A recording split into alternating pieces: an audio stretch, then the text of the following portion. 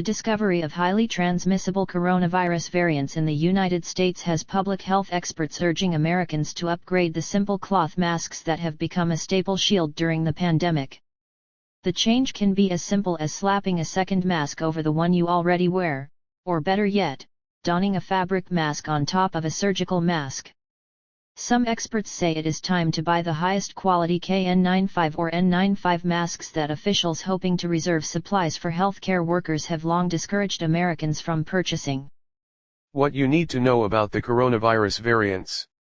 As with other parts of the pandemic response, the United States lags behind other parts of the world when it comes to masks. Several Asian countries, including Singapore and South Korea, have mass-produced high-quality masks to send directly to residents. In recent weeks, European countries have begun mandating medical-grade masks in public settings as the virus strain first identified in the United Kingdom threatens to ravage communities.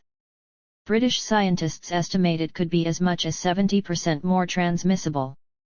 The existence of more transmissible viruses emphasizes the importance of us upping our game and doing not more of the same but better of the same, said Tom Frieden, former director of the Centers for Disease Control and Prevention. Frieden has called for people to wear higher quality masks. Yes, that is confusing to people, but the key is to share what we know when we know it and be frank about what we don't know.